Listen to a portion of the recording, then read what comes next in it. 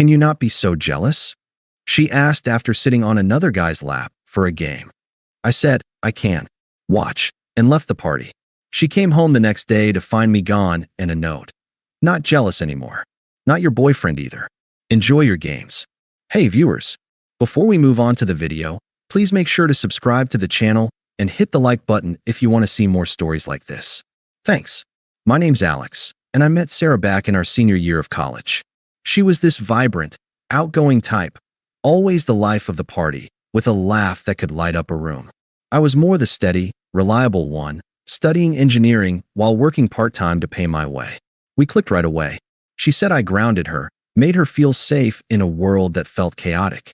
I fell hard, and for the first few years, it was good. Really good. After graduation, things got real. Sarah struggled to land a steady job in marketing. She'd get these short gigs, but nothing stuck.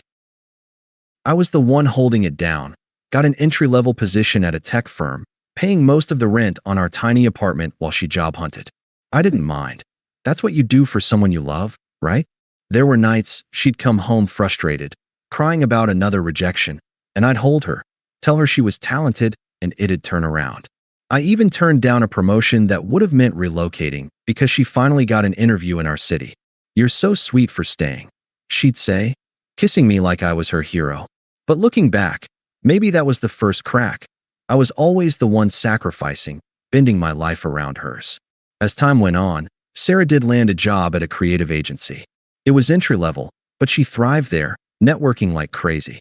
That's when the red flags started popping up, subtle at first. She'd go out for work drinks that turned into late nights, coming home buzzed and giggling about some funny story from a coworker. I'd ask casually who was there, and she'd roll her eyes. God, Alex, not this again. It's just networking. You need to trust me more. I'd back off, telling myself I was being paranoid. After all, my last relationship ended because of my ex's actual cheating, so maybe I had trust issues. But then there were the social media posts, pictures from these outings, her arm around some guy's shoulder, captioned with inside jokes. Harmless fun, she'd say when I brought it up. You're reading too much into it. Lighten up, babe. One guy kept showing up in those stories, Mike. He was a senior at her agency, the kind of dude who oozed charisma, flashy clothes, always telling wild tales about his weekends. Sarah swore he was just a friend, someone who got the creative side of things. He's like a big brother, she'd insist. But I'd catch her texting him late at night, laughing at his memes while we watched TV. When I'd mention it felt off, she'd flip it back on me. Why are you so insecure? It's not like I'm hiding anything. If you can't handle me having guy friends, that's on you. I'd swallow it, not wanting to be that guy. Deep down, though, it gnawed at me. I was pouring everything into us, cooking dinners after long days, planning weekend getaways to keep the spark alive, and she was treating my concerns like they were annoying speed bumps. Things escalated slowly, like a pot simmering. Sarah started prioritizing these networking events over our plans. One time, we had tickets to a concert I'd saved up for, but she bailed last minute for a team-building happy hour. Came home at 2 a.m., reeking of beer, and brushed off my frustration. It was important for my career, Alex. You want me to succeed, don't you? Yeah, I did. But I also wanted to feel like I mattered. I'd lie awake those nights, staring at the ceiling, wondering if I was overreacting or if something was truly off. Friends would say, she's just extroverted, man. Don't sweat it. So I try not to, pushing down the doubt.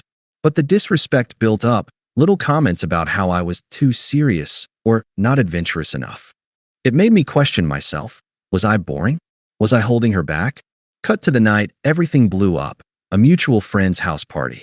It was one of those casual gatherings, maybe 20 people, music blasting, drinks flowing. Sarah was excited.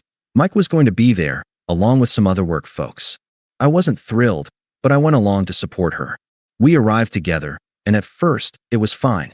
We mingled, laughed with old friends. But as the night wore on and the alcohol kicked in, Sarah gravitated toward Mike's group. They were playing these dumb party games, truth or dare, never have I ever, that kind of thing. I hung back, nursing a beer, chatting with a buddy about work. Then it happened. They started this lap-sitting challenge, or whatever, some silly rule where if you lost a round, You had to sit on someone's lap for the next one. Sarah lost on purpose, it seemed, and plopped right down on Mike's lap, wrapping her arms around his neck while everyone cheered. She was laughing hysterically, her head thrown back, and Mike's hands were on her waist, pulling her closer. The room went fuzzy for me. It wasn't just jealousy. It was the public humiliation, the way she didn't even glance my way to see if I was okay. Friends shot me awkward looks, like they knew it was crossing a line.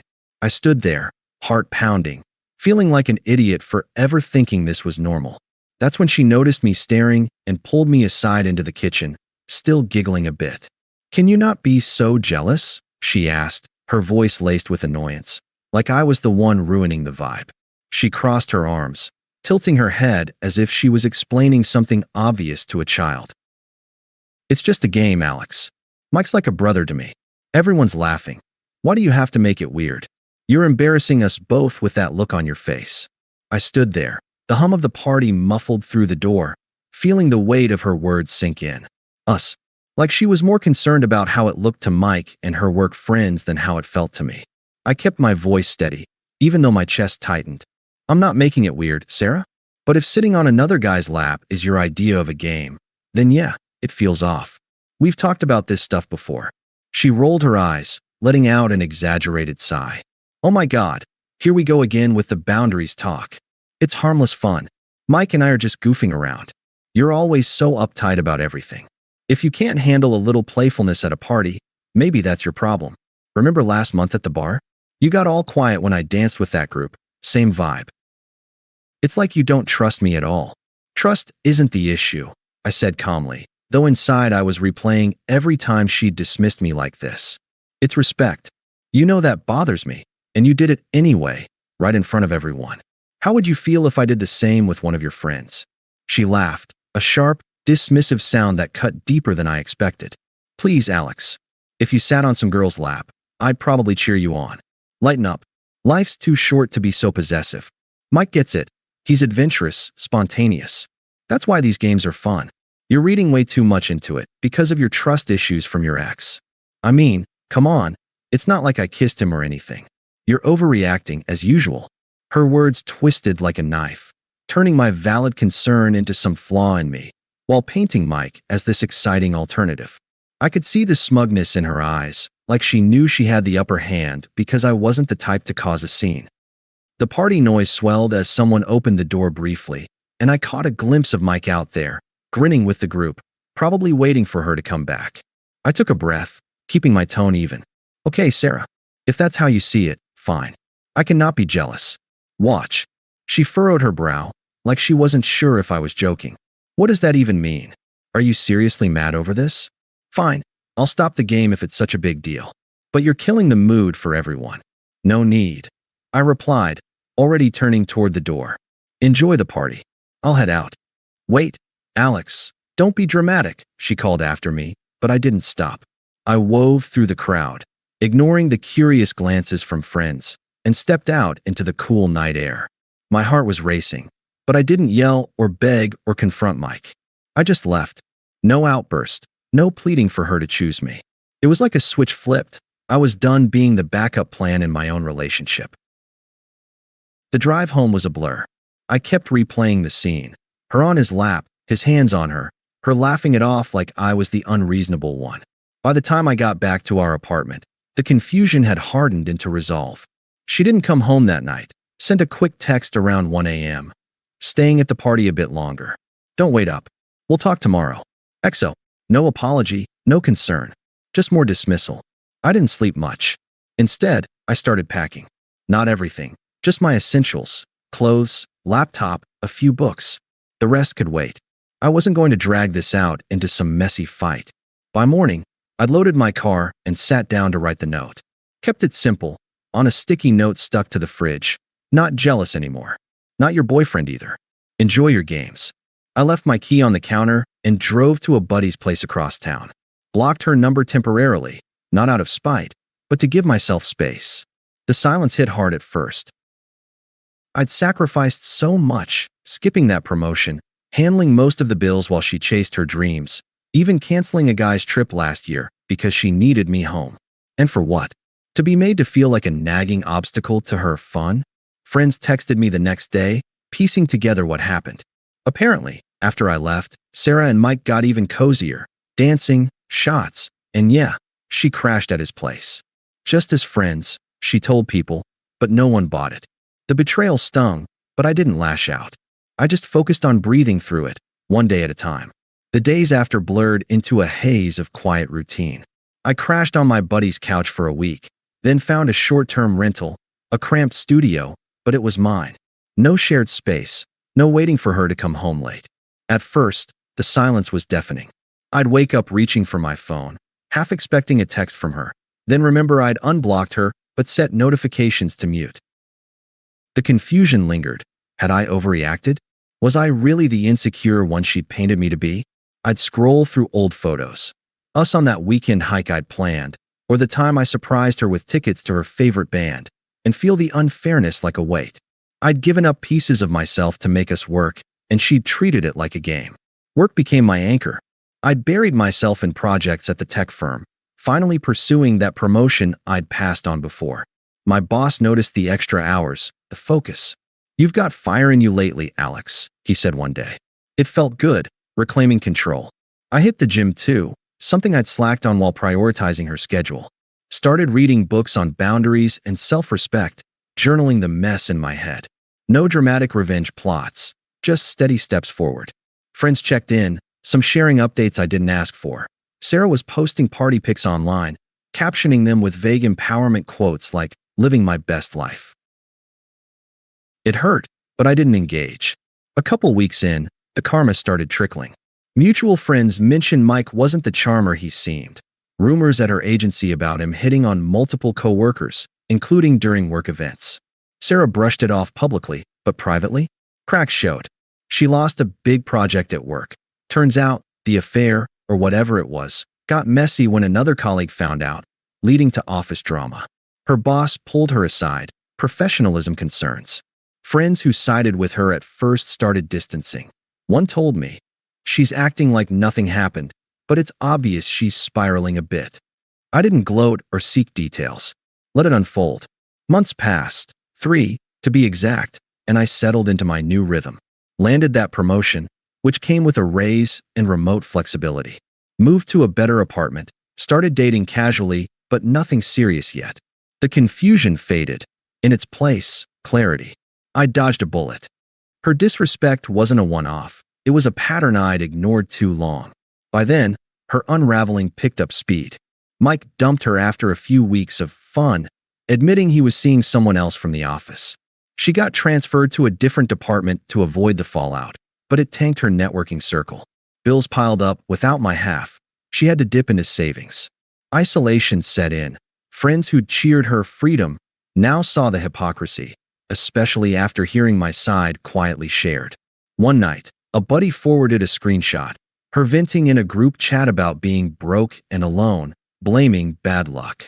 It was satisfying in a quiet way, but I didn't dwell. Life was moving forward without her input. That's when the desperate attempts started rolling in. It was about a month after I'd left, right as her work drama was heating up. At first, it was texts, sporadic at first, then a flood. I'd unblocked her by then, figuring I could handle it without reacting. The initial ones were casual, like she was testing the waters. "Hey Alex, hope you're doing okay." That note was harsh, but I get why you're upset. It was just a dumb game at the party. Nothing happened with Mike, I swear. "Can we talk? I miss our talks." I didn't respond. What was there to say? She'd made her choice clear. A few days later, the tone shifted to apologetic, with a hint of manipulation. "Alex, please answer. I know I messed up. Sitting on his lap was stupid, but you know how I get when I'm drinking. It's not like we hooked up or anything. You're blowing this out of proportion because of your jealousy issues. Remember how we always work through stuff. Let's grab coffee and fix this." Still nothing from me. That's when her friends and family got involved. Toxic as hell, just like the plan had warned. Her best friend, Lisa, who'd been at the party and laughed along, texted me out of nowhere. "Dude, Sarah's a wreck. You're being childish ghosting her like this. She deserves a chance to explain. Man up and talk to her." Then her mom called, left a voicemail guilting me about how I'd abandoned Sarah during her tough time at work. as if I owed them anything after the humiliation. By the 2-month mark, Sarah's messages turned more frantic. Voicemails now, her voice cracking a bit. Alex, pick up. Mike was a mistake. He's seeing someone else already, and work's falling apart because of the rumors. I got demoted, okay? Happy now? I need you. We were good together. You always knew how to calm me down. Please, just call back. I can't do this alone. I listened, but it didn't move me. Her need felt like code for wanting her safety net back. The anger crept in after another week of silence from me. A string of texts one night. How dare you ignore me like this? After everything I put up with, your boring routines, your constant nagging about trust. Fine, be petty. But you're gonna regret this when I'm back on my feet. Mike was right. You're too insecure for anyone. That one almost made me laugh. Mike, right? The guy who'd used her and bounced? It revealed her true colors, lashing out when she couldn't control the narrative. Her family doubled down. Her sister emailed me, all unpleasant and demanding. Sarah's family, and you're treating her like trash. She made one mistake. Get over yourself and take her back before she really moves on. As if threats would work. The peak came around month 3, a surprise visit to my new apartment. I'd just gotten home from the gym when there was banging on the door. Opened it to find her standing there, eyes red, makeup smudged, looking desperate. Alex, thank God. Let me in. We need to talk, she said, pushing past me before I could respond. She paced the living room, glancing around like she was assessing my new life. This place is nice, but it's not us. Look, I've changed. That night was stupid. I was drunk, feeling trapped in our routine. Mike meant nothing. He dumped me like I was yesterday's news. Work's a nightmare now. Everyone's whispering about the affair. I'm broke, isolated. Friends ditched me after hearing your side. Please, let's try again. Remember our good times? The hikes, the concerts? I need you back. I stayed calm, leaning against the counter, arms crossed. No inviting her to sit, no offering water. Sarah, there's nothing to try. You chose your games. She stepped closer, voice rising. Chose?